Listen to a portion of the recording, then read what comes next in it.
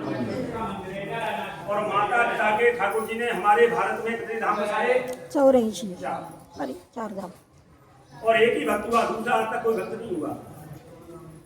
कौन था? श्रवण कुमार, जिसने अपने अंधे माता पिता को कंधा पर बिठा करके पालकी में कितने धाम कराए भारत के? 4।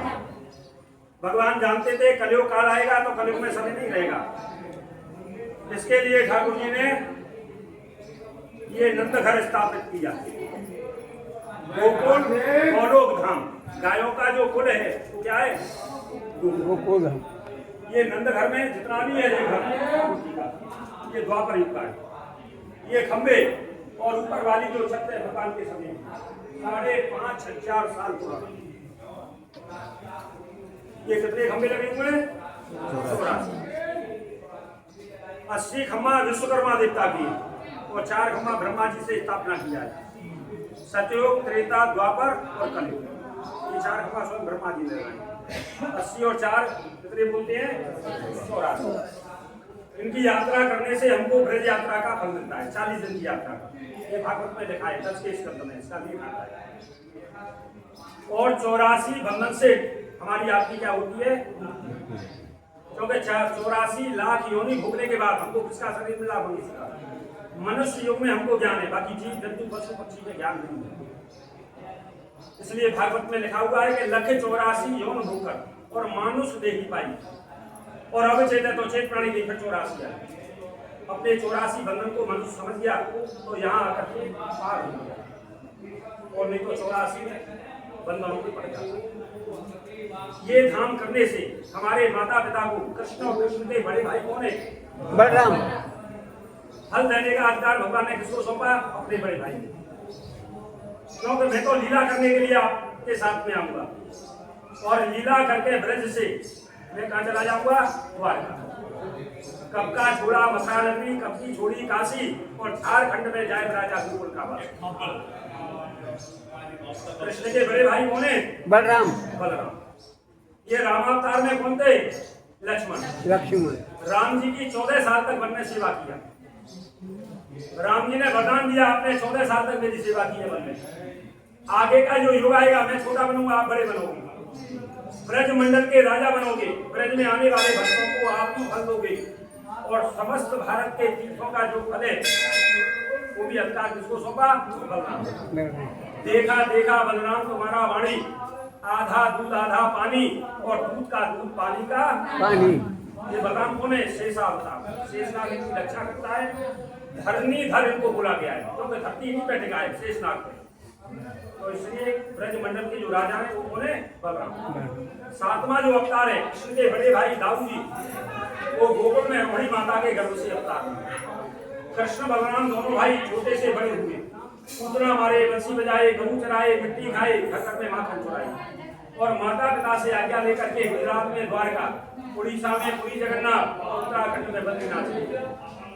यहाँ का सबसे बड़ा फंक्शन बनाओ हाथी घोड़ा पालकी जय कन्हैया लाल की। तो यहाँ एक जगह ठाकुर जी को पूरे ब्रज में दर्शन है, 5,500 लोग। एक जगह भगवान को माखन मिश्री का भोग लगे। ऐसा भोग हमारे शास्त्रों में 3 जगह लगता है पूरे भारत में। अगर यात्रा हम तीर्थ करेंगे, कभी कोई जगन्नाथ धाम गया हो या सुना हो, 14,000 धाड़ी का राजा कौन है? जगन्नाथ जी।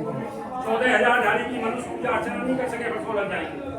जगन्नाथ जी में जाते हैं तो कहते हैं जगन्नाथ का भात और जगत पसारे हाथ। केला के पत्ता पे हाथ पसार के वहाँ का क्या दिया जाता है? प्रसाद, खिचड़ी चावल का। और वो भी किसमें पकता है? हंडियों में। 6 हंडी में नहीं पके, ऊपर लास्ट 7वीं हंडी में चावल। बोलो जगन्नाथ भगवान की जय। दूसरी यात्रा है बद्रीनाथ की। 1.25 लाख पर्वत का राजा कौन है? बद्रीनाथ। 1.25 लाख पर्वत की मनुष्य पूजा अर्चना नहीं कर सके। बद्री विशाल में जावे तो कच्ची चना की दाल, 5 तरह की मेवा, स्वर्ण, थोड़ा सा सोना, तुलसा दल का भोग लगाओ, तो पहाड़ के 1.25 लाख पर्वत का उनको फल मिलता है।